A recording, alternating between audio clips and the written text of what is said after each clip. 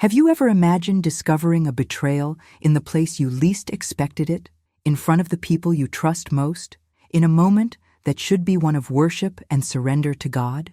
It sounds like a scene from a movie, but that's exactly what happened to me. My name is Sarah Mitchell. I'm 28 years old, and the night everything changed still echoes in my memory as if it happened yesterday. I wasn't prepared, no one ever is, and maybe that's why this story will resonate so deeply with you, because it speaks of pain, of faith, and of something that can happen to any woman anywhere. I've always considered myself a strong Christian woman, someone who believed in marriage, fidelity, and the power of prayer. I stood beside the man I chose to be my husband, believing we walked together under God's blessing. But that night of worship, as everyone sang and wept before the altar, a prophetic word pierced my heart like a sword. Warning, this revelation will leave you speechless. That's exactly how I felt. Have you ever experienced that moment when time seems to stand still? The air was charged with the presence of God, and suddenly the prophet's words began to reveal hidden secrets. I didn't want to believe it, but something inside me already knew. Has anyone else here experienced this? That suffocating feeling that something isn't right, but you insist on denying it? Well, in that moment, I could no longer escape the truth. My heart raced.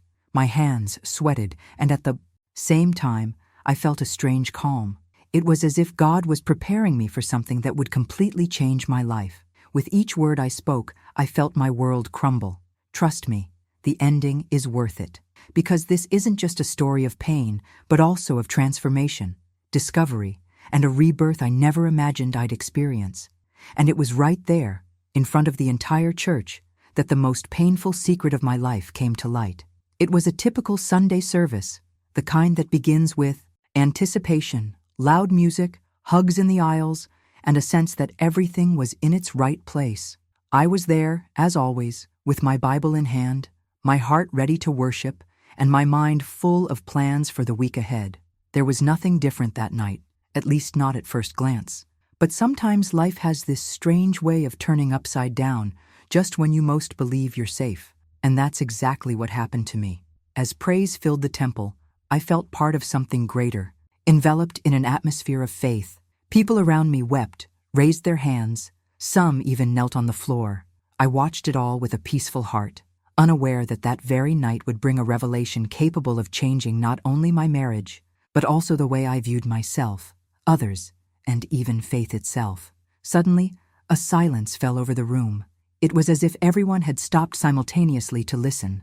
The prophet stepped onto the pulpit and began to speak with a conviction that chilled my body. His words were intense, charged with a power that didn't originate from him. I remember closing my eyes, trying to absorb it, but it was impossible not to sense something lurking beneath the surface, a hidden truth about to surface. With each sentence, the weight of it all seemed to grow. My eyes searched for my husband's face among the crowd. He stood beside me, quiet, seemingly focused on the message. But there was something about his posture that unsettled me. It's curious how the body speaks when the mouth is silent, and in that moment I felt an unease I couldn't explain. It was as if an inner voice was telling me, "Pay attention, something's about to be revealed." And then came the phrase that changed everything. The Lord reveals that there is hidden adultery in this place, and He has decided to bring the truth to light. The words echoed through the room, and for a second, time froze. People exchanged glances, some murmured, others were shocked.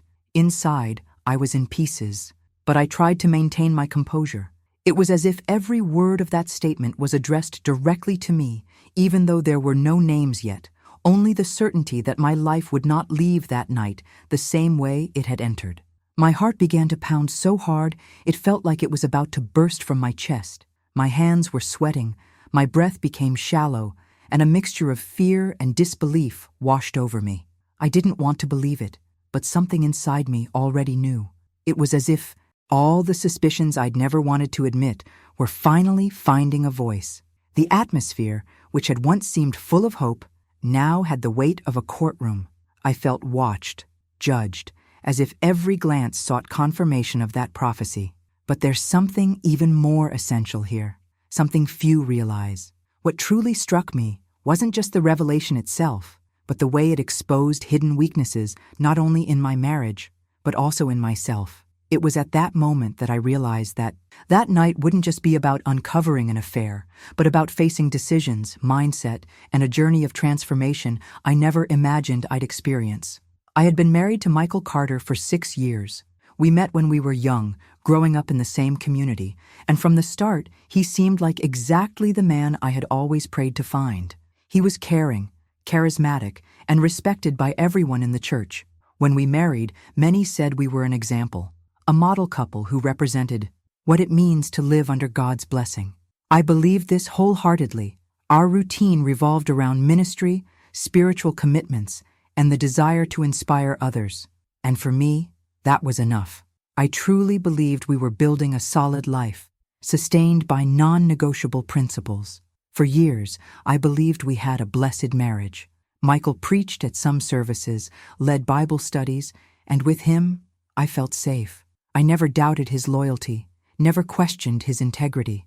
After all, how could you distrust someone who seemed to live the truth every day? This is where the most painful part of this story comes in.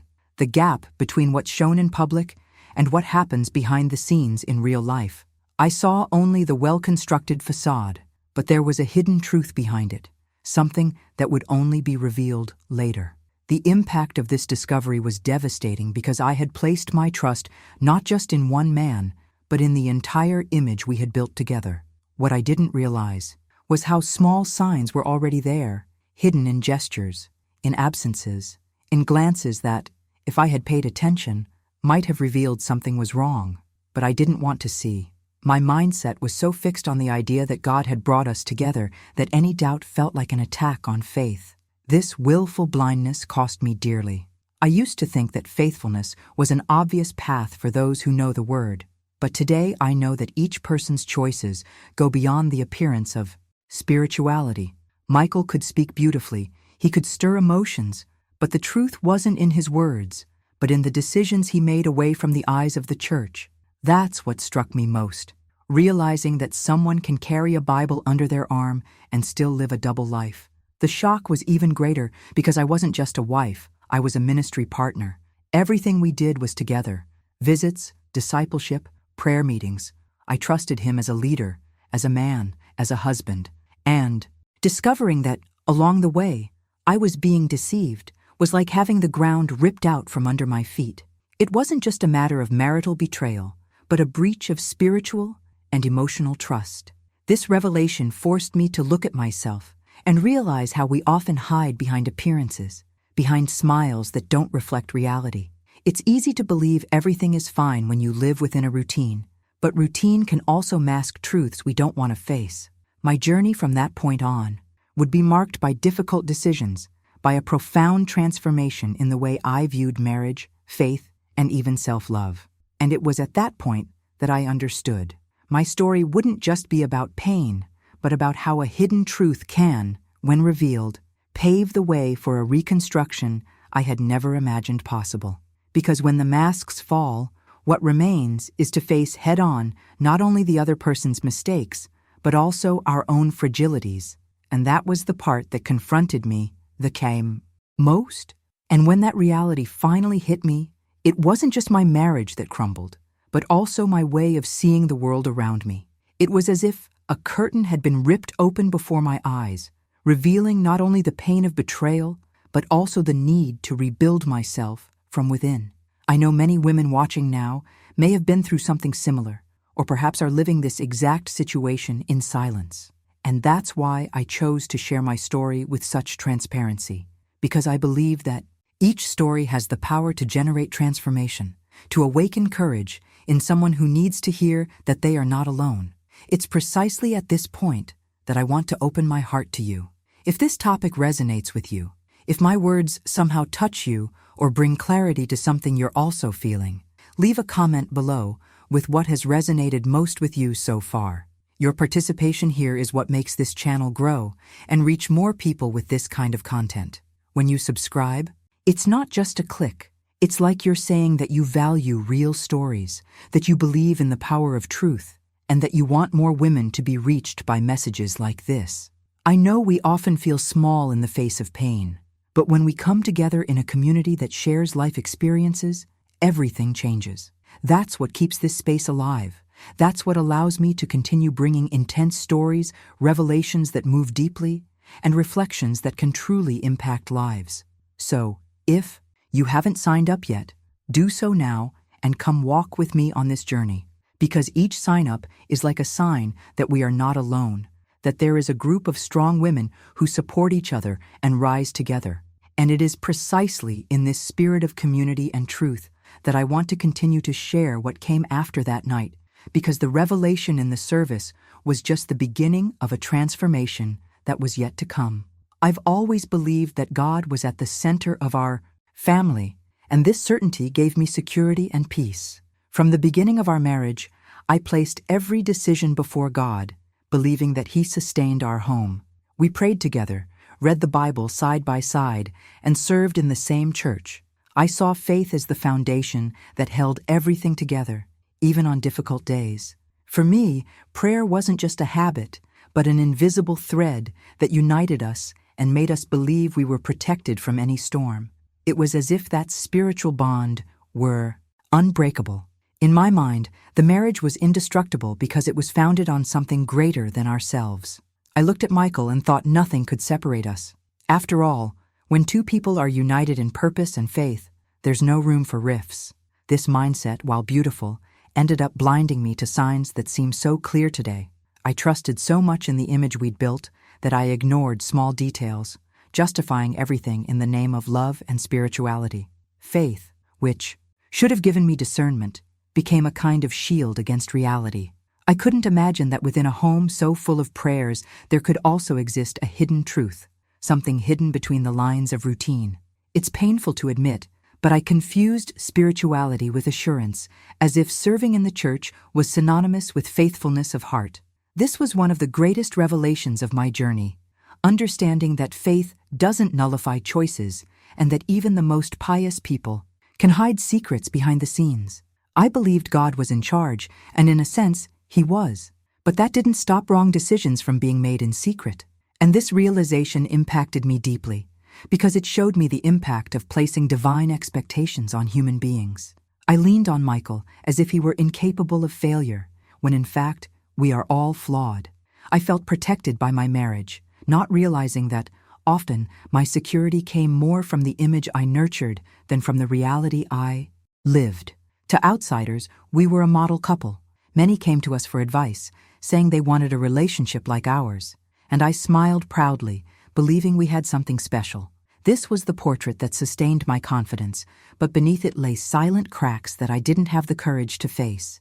The impact of this discovery later on was not only the pain of betrayal, but also the shattering of a mindset I believed to be unshakable. It was at this point that I began to understand that faith isn't a shield against disappointment, but a strength to overcome it. And although I didn't know it at the time, that night of worship wouldn't just be the revelation of a betrayal, but the beginning of a much greater transformation, a journey that would lead me to see myself, my marriage, and even God in a completely different way. The temple was packed that night. I could feel the warmth of the people gathered, the sound of voices mingling in a spontaneous chorus, tears streaming down, faces, both familiar and unfamiliar. It was an emotionally charged environment, the kind of service that moves you even before a word is spoken. The lights were dimmed, the band played intensely, and there was something in the atmosphere that made me believe this would be just another ordinary night of worship. The praise echoed powerfully, each chord seemed to pierce your chest, and the chants brought many to their knees, completely overcome by the experience. I remember closing my eyes, raising my hands and feeling a profound peace as if heaven had descended upon us. It was impossible not to believe that God's presence was there, so real, so palpable. Looking around, I saw women embracing, men crying, young people singing with all their energy. Everything seemed perfect, a portrait of collective faith. I was convinced I was in the safest place in the world. It's curious to think about it now, because right there, in the environment where I felt most protected, the hidden truth that sustained my life was about to be revealed. There was a different weight that night, a silence between one song and the next that seemed to herald something. I couldn't pinpoint what it was, but I felt deep inside that something extraordinary was about to happen. It wasn't just emotion or spiritual sensitivity. It was as if every detail around me had been prepared for an impact that would completely change the course of my life. The intensity of the songs, the dedication of the people, the atmosphere charged with anticipation. Everything seemed to be leading to a decisive moment. This is the power of the spiritual environment. It can be both a place of solace and a stage for confrontation. What no one imagined was that, amid those raised hands and those united voices, a revelation was about to expose closely guarded secrets. When I close my eyes and remember that moment, I can still feel the weight in the air, as if I could touch the air of mystery that hung over the church. It was as if the backstage of my life was about to be exposed in front of everyone, and I had no escape. As everyone sang, I believed my heart was at peace. But deep down, something was troubling me, something I couldn't name. And it was precisely in this atmosphere charged with faith and emotion that the first spark of discomfort began to emerge, paving the way for a revelation that would forever change the way I saw myself, my marriage, and even my faith. Suddenly, the prophet stepped onto the pulpit. The room, already filled with an almost indescribable intensity, seemed to grow supernaturally still. The voices faded, the instruments grew softer, and it was as if all eyes were fixed on that figure. He didn't begin with long introductions or memorized words. His sentences were direct, sharp, charged with a conviction that seemed to penetrate walls and reach the most hidden corners of the heart. I had no idea what I was about to hear, but every cell in my body reacted, as if preparing for a revelation that would change everything. It was striking how each of his words seemed to carry a greater weight than usual. This wasn't a typical sermon, the kind you listen to, get emotional, and then forget on the way home. It was as if each syllable was a key unlocking locked doors, doors I myself didn't want opened. His tone was firm, yet compassionate, as if he were aware of the impact these revelations would have. The people around me began to react in different ways. Some cried even harder, others murmured in agreement, and some just stared, paralyzed by the tension gripping the room. At that moment, I felt a mixture of curiosity and fear. My heart raced for no apparent reason, and a voice inside me insisted that something was about to emerge from the shadows. The prophet began to speak of hidden truths, of decisions made in secret, of wounds hidden behind smiles. I breathed deeply, trying to convince myself that those words had nothing to do with me. But the more he spoke, the closer I felt the message come to my reality. It was like watching a scene in slow motion, where you know what's going to happen but can't stop it. With each sentence, I realized this wasn't just a sermon. It was a call to truth, a call to transformation, a reminder that nothing remains hidden forever. The church, previously filled with singing, was now plunged into a dense silence, a silence that seemed to scream.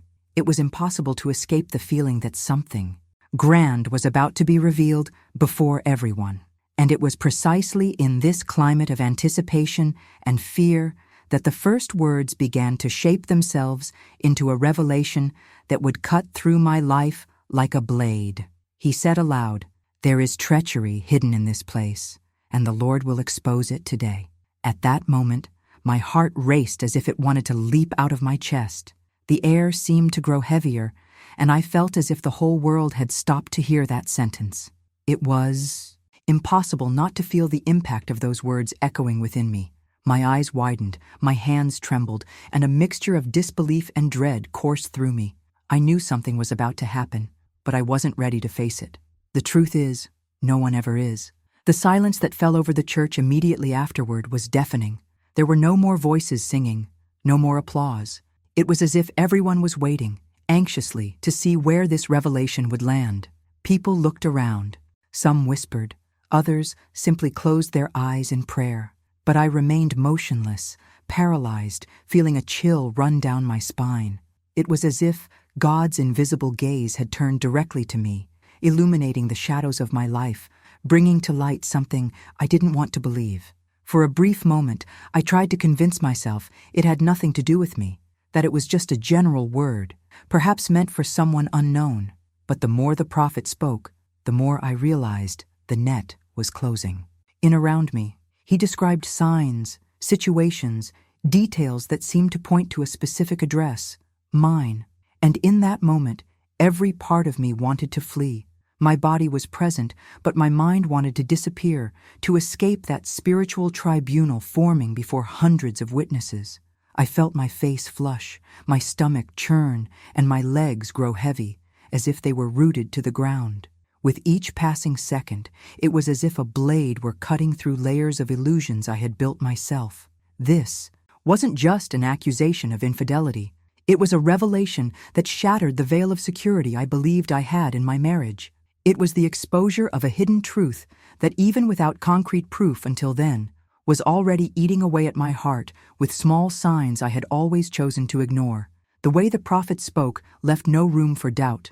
There was no beating around the bush, no softness. He was direct, precise, and accurate, and something inside me screamed, "It's up to you."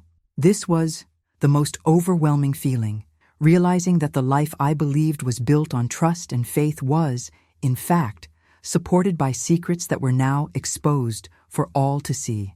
It was as if my home, my intimacy, my relationships were being stripped bare before a crowd. The impact was so great that for a few seconds, I couldn't even look away. I knew that as soon as my eyes met his, I would receive the confirmation I'd so feared.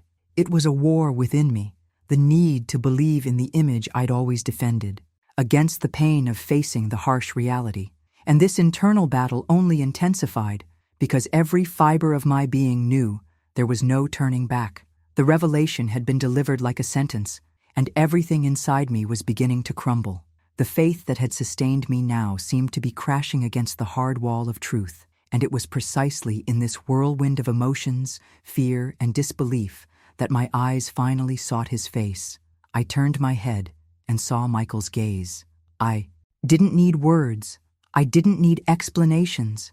It was as if the full weight of the revelation had materialized in his eyes. I knew that look. I'd seen it before in smaller situations, when he was trying to hide something or evade an uncomfortable question. But this time, it wasn't about trivial, everyday details. It was about the essence of our life together. The guilt was etched in it, like an unmistakable mark. His eyes couldn't hold mine for long. They shifted quickly, and in that shift was the confirmation I feared most. The silence between us was deafening. I could hear my heart pounding inside my chest, trying to keep up with the avalanche of thoughts invading me. As the prophet continued to speak, my world seemed to crumble in slow motion. It didn't matter what came next, because in that moment, I knew. The hidden truth was no longer hidden. It was before me, reflected in his gaze, a gaze that said more than any verbal confession could. And it's curious how, in moments like these, our minds take a swift journey through the shadows of memory. Suddenly, situations that previously seemed insignificant began to make sense. The strange schedules, the improvised excuses, the coldness I'd sometimes attributed to fatigue. Everything connected like pieces of a puzzle I'd previously refused to put together. That look brought to light not only the confirmation of the betrayal, but also the impact of all the times I'd ignored the signs. My mindset until then had been shaped by blind trust. I believed that love meant justifying everything, always believing, insisting until the end. But there, in front of the packed church, I realized that true love cannot exist at the expense of truth. And in that moment, the truth was screaming through his eyes. It was as if God had decided to tear away the veil once and for all, exposing not only the infidelity, but also my own denial. The people around us remained trapped in that dense atmosphere of revelation, some looking at us discreetly, others trying to hide their curiosity. But for me, the world had been reduced to that look. I felt anger, sadness, compassion, and disbelief all at once. How could a single moment carry so much pain? It was as if all the trust built over years had shattered in seconds. I didn't need to hear a confession to understand. It was all there, right before me, in the eyes of the one I trusted most. And even without a word, I knew my life would never be the same after that moment when I finally saw. The prophet began to detail things only the two of us knew. It was as if someone had opened a secret diary, exposing chapters of my life that I never imagined would be revealed in public. He described specific situations, seemingly banal moments that, strung together, formed a chain of revelations impossible to ignore. With each detail, my body shivered and my mind silently screamed, "It can't be a coincidence." I wanted to believe it was just a generic word, that it could fit any context. But no, these were facts that only made sense within my story, within our intimacy. I clearly remember him mentioning absences disguised as spiritual commitments, short trips that were never fully explained, excuses that sounded pious but hid a distorted intention. These were excuses I had accepted myself because my mindset at the time wouldn't allow me to suspect. And in that moment, in front of everyone, each of those excuses fell flat. The impact was devastating, not only because of the public exposure, but because I was forced to face a truth I had been avoiding for months. As the words fell from the prophet's mouth, I looked at Michael and knew there was no way out. He couldn't hold my gaze, his posture slumping with each sentence. The expression that had once been one of confidence and leadership was now the portrait of someone who had been unmasked. And deep down, I knew it wasn't just adultery that was being revealed, but an entire life built on appearances. The backstory of our story, which I believed to be clean and untouchable, was being exposed before an audience that would never forget that moment. The people around me reacted differently. Some wept as if they shared my pain.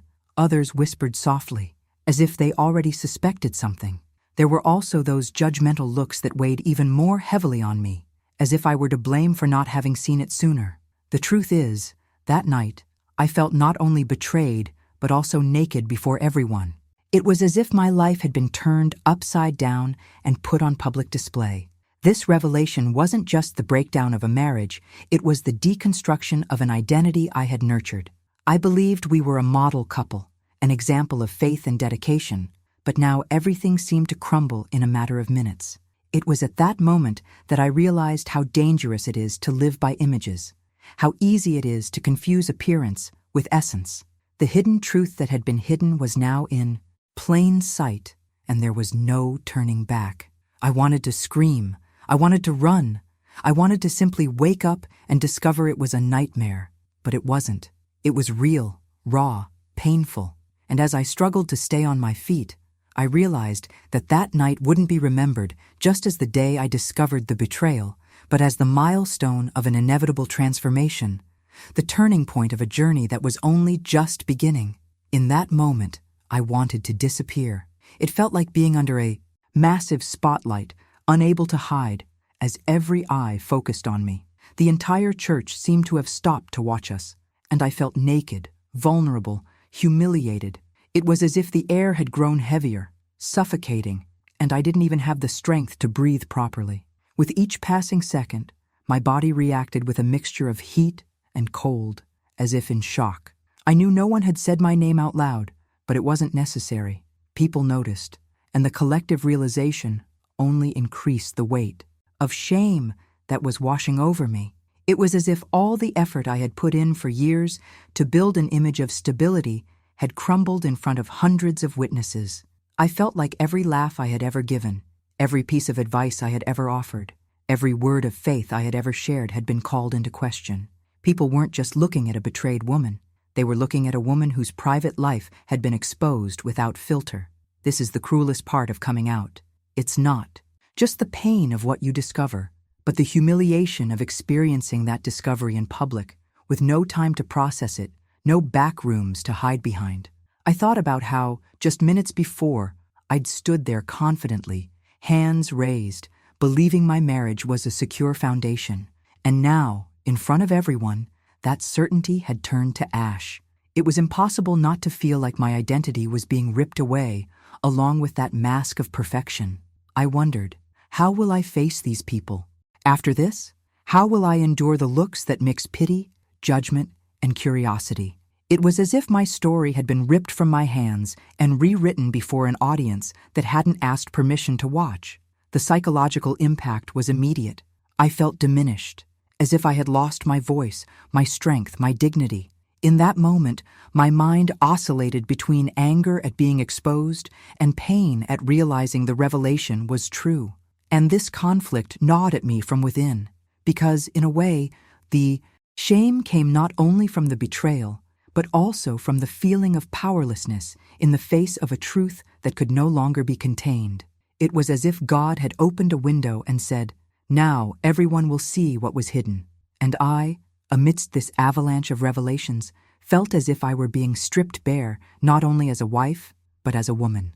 Vulnerability left me grounded, with no way out, no alternative, but to face the rawness of that moment.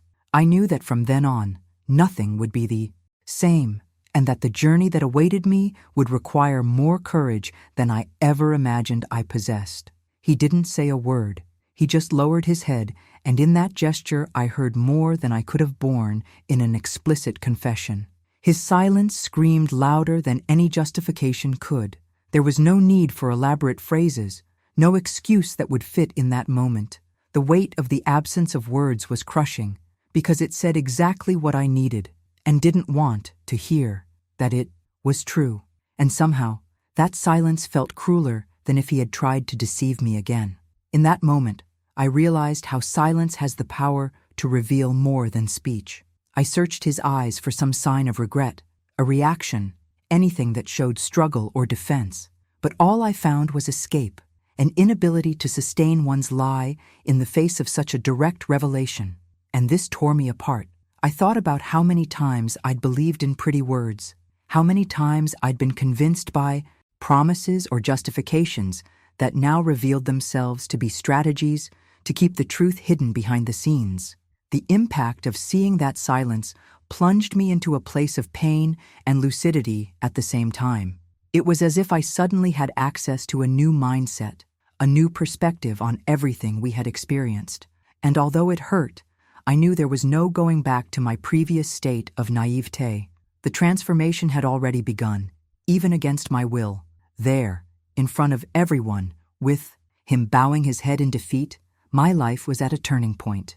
The people around us seemed to understand too. No one said anything directly, but the way they looked confirmed that everyone had picked up on the same signal. His silence wasn't just for me, it was for everyone. It was the tacit acceptance of an accusation that no longer needed proof.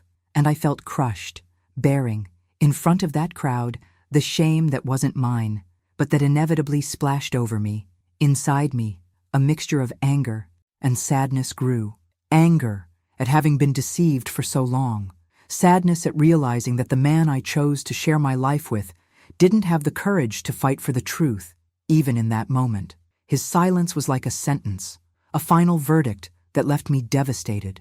And at the same time, it was also a push that made me realize that the journey I was about to begin wouldn't be about him, but about me, about how I would deal with the pain, the decisions that lay ahead, and the inevitable need to rebuild my life. And it was precisely in this whirlwind of emotions, between public humiliation and painful clarity, that I realized something even more devastating. The eyes of the church were not just on him, they were on me, judging not only his betrayal, but also how I would react from then on. Some came to hug me, but others merely whispered, and those whispers were like invisible knives cutting into my skin. I could hear fragments of sentences spoken too softly to be clear, but loud.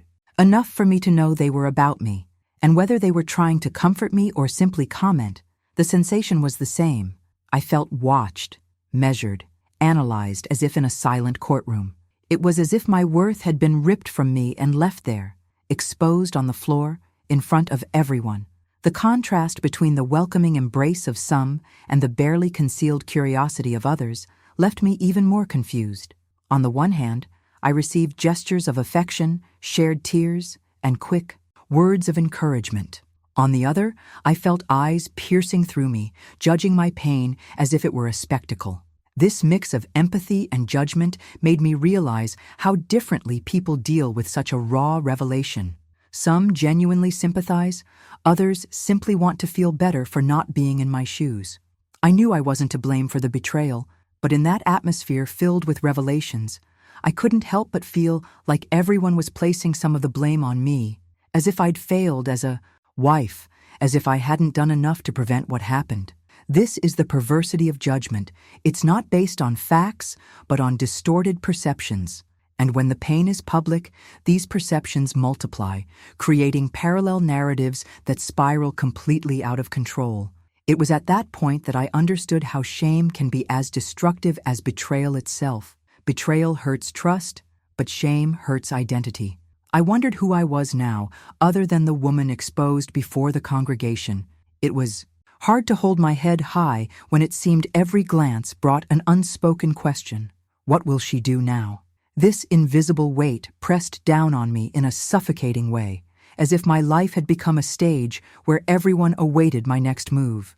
This experience marked the beginning of a forced transformation, because I realized I would need to deal not only with personal pain, but also with the social impact of everything I had exposed. It wasn't just about a broken marriage, it was about a tarnished reputation, an image I could never maintain in the same way. And in the midst of all this storm, I had to face a hard truth. The journey of rebuilding that lay ahead would be lonely at times, because the embraces around me didn't always truly carry the support I needed. And as I struggled to cope with that invisible weight that seemed to crush me from within, I realized that often it's not the betrayal itself that paralyzes us, but how it's viewed and discussed by those around us. It's as if the pain takes on new layers every time someone looks at, comments on, or interprets something that only those who experience it know how it truly is. This mix of judgment and compassion made me realize how much we need to talk about these experiences openly, without fear, because silence only increases the suffering. And that's precisely why sharing this story with you is so important to me, because I know it can somehow resonate with other women who also feel exposed, hurt, or have their identity questioned. If this topic resonates with you, leave a comment below with what has touched you most so far. I want this space to be a place of genuine exchange, where each story becomes a source of support for someone else. And I'd like to take this opportunity to tell you something that seems simple, but makes all the difference. When you like this video, you're helping this message reach further. It may seem like a quick gesture, but in practice, it's what makes this channel grow and reach more people who need to hear stories like this. It's a way of saying, this conversation matters. This truth needs to be spread. Because in the end, it's not just about my journey, but about a movement of transformation that grows stronger when we come together. Every like, every comment, every gesture of participation keeps this current of support and hope alive. And it's in this spirit of community that I want to continue opening my heart, because what came after that day was even more intense and completely changed the way I began to see myself, faith, and the decisions I needed to make. The following week, when the dust seemed to have settled and the silence in the house became unbearable, he called me in to talk. At first, I thought it was just an attempt to justify the inexplicable, but deep down, I knew the words that were coming would change everything. That's when, with a choked voice, he confessed he'd been cheating on me for months. The impact came not only from the outfit itself, but from the timeline hidden behind those actions disguised as normal. Every dinner, every quick hug before leaving for work, every late return now took on a new and cruel meaning. Suddenly, everything that seemed banal was revealed as part of a calculated act. He said he wanted to change, that the public exposure had been enough of a shock to awaken in him the need for transformation.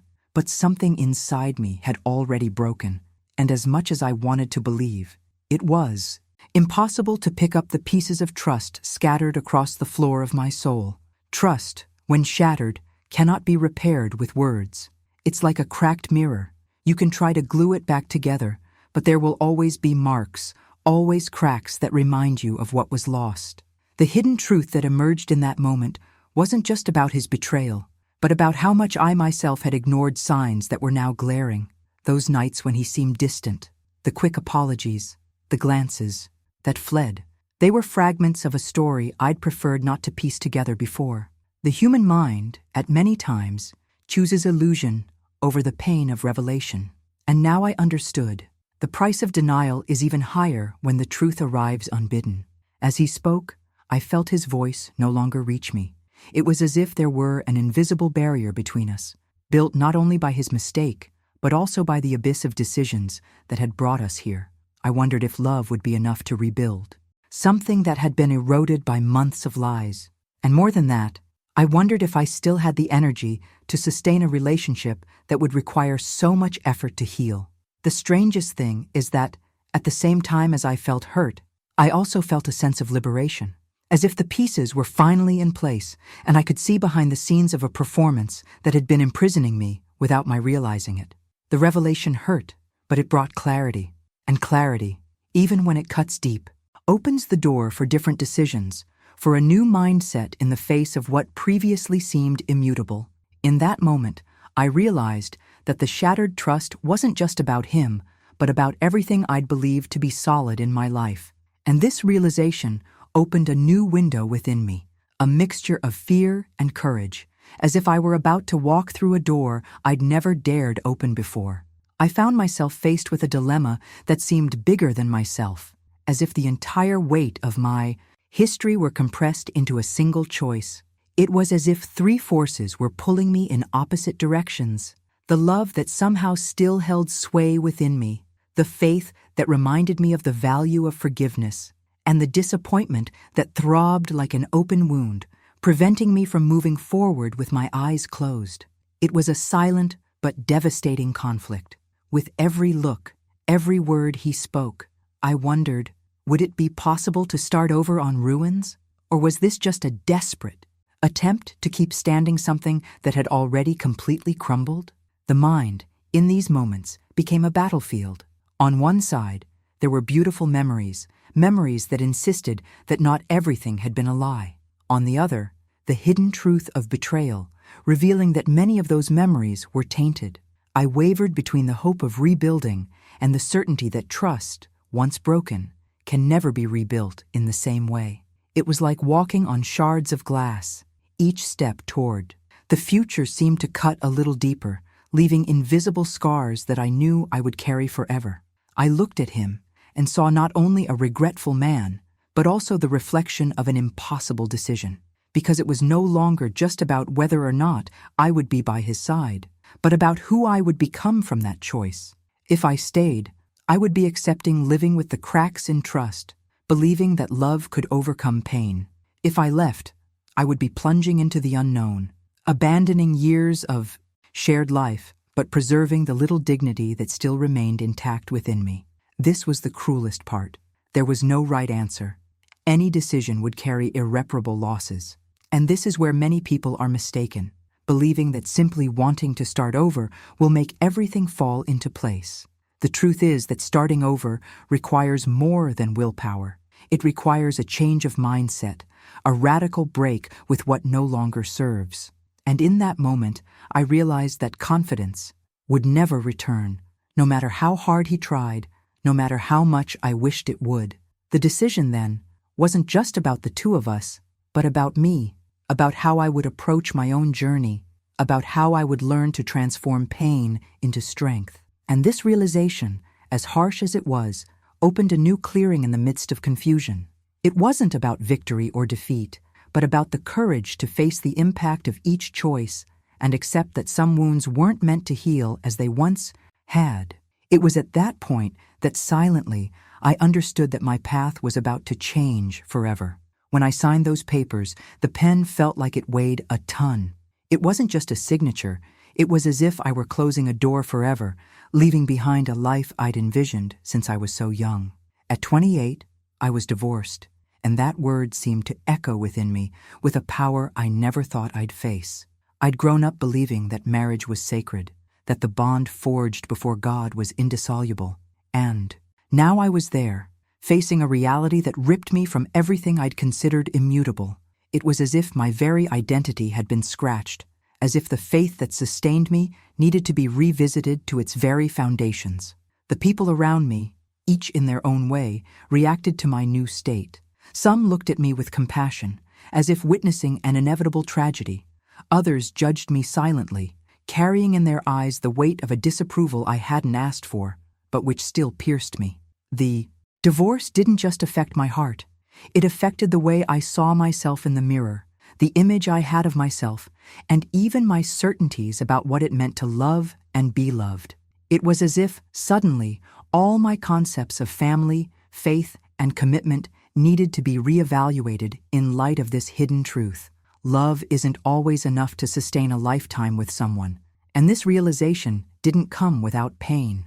There were days when I felt defeated, as if I'd failed in a mission entrusted to me. Other days, however, there was a breath of freedom, as if a part of me was breathing again after a long, suffocating period. It was a stark contrast. On one hand, mourning everything that hadn't worked out. On the other, a glimpse of a path still unknown, but full of possibilities. I couldn't ignore the impact this would have on my future journey. And even amidst the confusion, I realized that this rupture, devastating as it was, also carried within it the seed of transformation. Because, contrary to what many imagine, the end of a marriage isn't just a full stop. It's also a silent new beginning, a painful invitation to rebuild, to rethink, to discover who we are without the shackles of what no longer exists. Deep down, it was as if I were facing a blank page, and this realization brought both fear and hope. With each passing day, I understood that life isn't defined solely by falls, but by the ability to get up and carry on, even when the wounds are still raw. And it was in that space between what I had lost and what I could still build that I began to see that perhaps that inevitable divorce was not the end of my story, but rather the beginning of something that still needed to be revealed.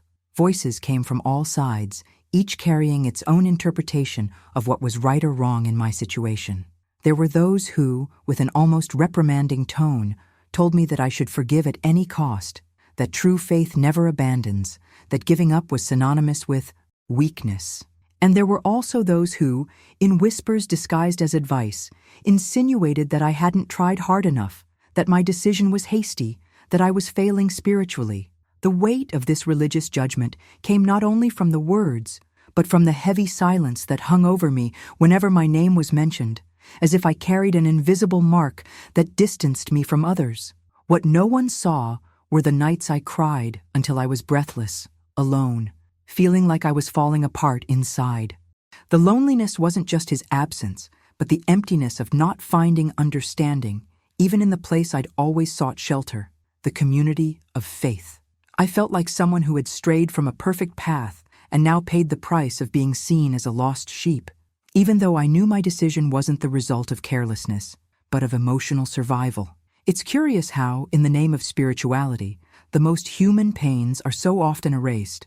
The hardest part was dealing with the unrealistic expectation that faith would magically erase pain, as if trusting in God meant never feeling the weight of rejection, betrayal, or disappointment.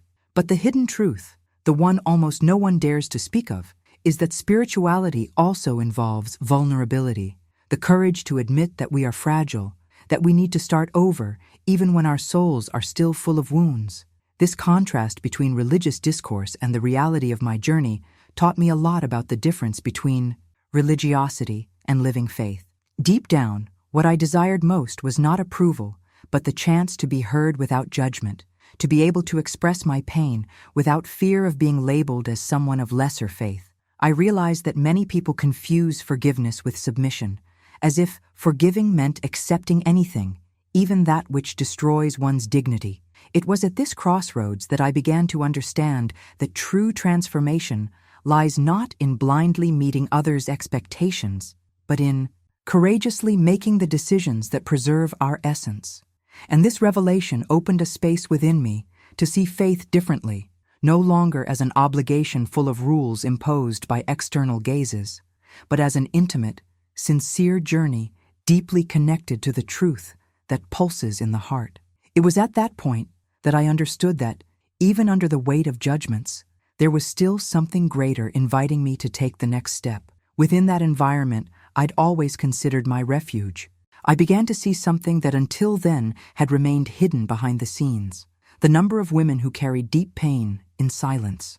It was as if there were an unwritten rule that betrayal, humiliation, and even violence should be hidden to preserve an image of perfection that deep down didn't exist. Every downcast look, every forced smile, and every interrupted word carried the mark of a hidden truth, of stories that were never told for fear of judgment. And as I realized this pattern, an unshakable conviction grew within me. I would not allow myself to be silenced. The pressure to keep up appearances was suffocating. Women were expected to be resilient to the point of self-denial, to accept the burden of a broken home as if it were their spiritual mission to bear it alone. How many times have I heard, still echoing in my mind, that it is the wife who supports the family in prayer, as if the responsibility for repairing a relationship always fell on women's shoulders. This kind of discourse not only dehumanizes, but also imprisons, transforming faith into a burden and turning hope into guilt. The impact of this goes far beyond a personal relationship. It shapes entire mindsets, generating decisions born not of freedom, but of fear. I began to see that my silence was complicit in this cycle, and that breaking it would be more than an individual choice. It would be a way to pave the way for other women to realize that their voices also have value. My journey, marked by awe, tears, and impossible decisions, was transforming into something greater, a revelation that true faith doesn't imprison us, but invites us to courage. It is in this courage that true transformation lies, the kind that begins small, almost imperceptible, but has the power to change entire stories. As I shared my own experience, I noticed that others began to reach out, not with words, but with looks that said, "Me too." It was as if, the moment a secret is exposed, several other internal prisons opened. And this showed me that the fight for the right to speak is not just personal, it's collective. It's a silent movement, but one that carries a profound impact. Ultimately, it's not just about breaking the silence, but about reclaiming the dignity that is so often suffocated by the appearance of sanctity.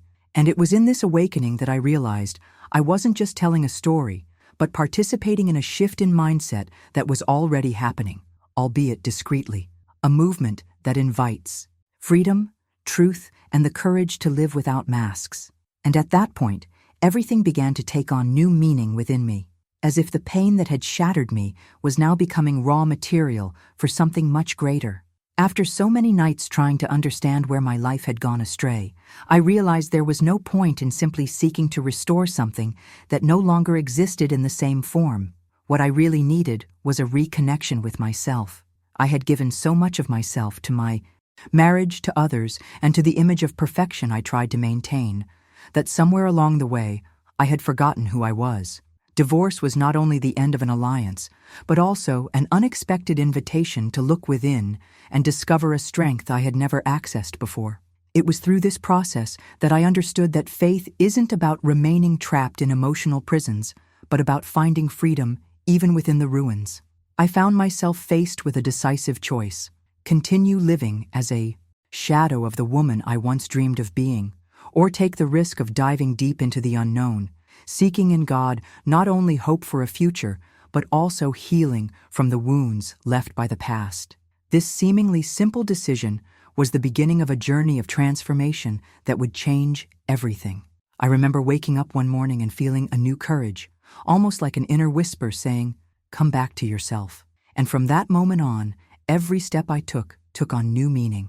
Finding myself, again, wasn't about grand external revolutions, but about small, daily revelations. A silence that once crushed me now became a space to hear my own voice. A tear that once represented defeat now carried the weight of purification. Every detail brought the reminder that, before being a wife, before being judged by the church, before being seen by the expectations of others, I was simply a woman searching for truth. It was also during this period that I began to realize the impact of my own choices. The mindset of waiting for others to change had long imprisoned me, but now I understood that true transformation doesn't happen when we try to control external factors, but rather when we allow change to begin within. This turning point brought me not only relief, but also a new responsibility, to no longer settle for crumbs of affection, for speeches that diminished me, or for distorted truths that kept me silent. Behind the scenes of my life, while many were still commenting on my failure, something completely different was happening.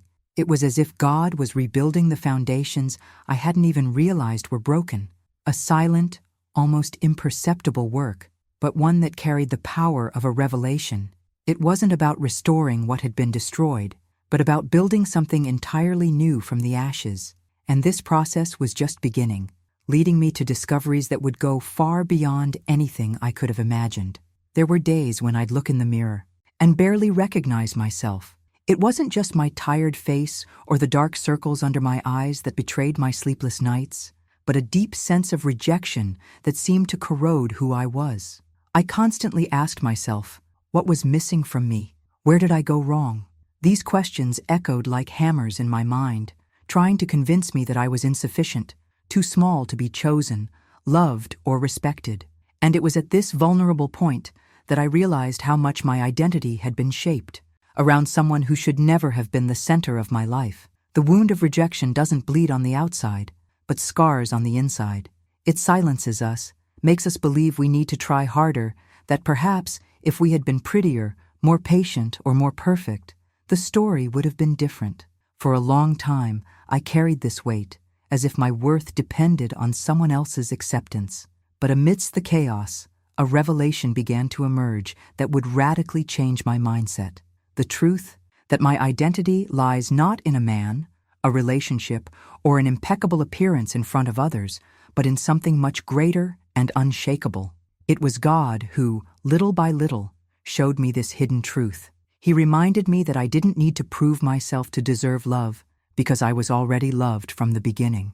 This understanding didn't come all at once, but like constant drops falling on dry earth until, suddenly, flowers begin to bloom. Every memory of His word, every prayer I offered through tears, every silence that seemed empty but, deep down, was filled with His presence, guided me back to who I truly was. And in this rediscovery of my true identity, I realized that everything I had tried to build on human approval was too fragile to sustain my life. The impact of this awakening was so profound that I began to see not only my past with new eyes, but also my future decisions. It was no longer about searching for someone to complete me, but about walking whole, knowing that my essence could not be reduced to mistakes, betrayals, or external expectations. This journey wasn't just about overcoming, but about liberation, a liberation that freed me from the cycle of comparison, the fear of being judged, and the constant need to live up to impossible standards. Discovering that my identity lay in God was like opening a window after a long time in a dark room. Light entered, and with it came clarity. Not the clarity of all the answers, but the certainty that I no longer needed to beg for value in places where I would never be fully recognized. And it was exactly at that point, between the pain of rejection and the discovery of my true essence, that I began to see possibilities that before seemed too distant, as if a new phase was being prepared before my eyes, ready to reveal paths that I would never have the courage to imagine alone. No amount of pain can erase someone's purpose, no matter how impossible it may seem to believe in it at the height of the wound. Betrayal has the power to shatter certainties, steal breath, and shake trust, but it has no authority to determine identity or destiny. Often, what marks us most deeply is precisely what pushes us toward a place of transformation, where our mindset ceases to be shaped by rejection and becomes guided by revelations that only pain can bring. This is the hidden truth that almost no one tells. It's not what was done to you that defines who you will be, but the decisions you choose to make from that point on. There is a strength that is born behind the scenes of the soul, in the silence of tears, in the impact of sleepless nights, and it is from this strength that the courage to begin again emerges. It's not about denying pain, but about allowing it to be the fertile ground for rebirth. Because even when all seems lost, there is still a God who writes new stories, and it is in this encounter between fragility and hope that the most surprising chapters begin to be revealed.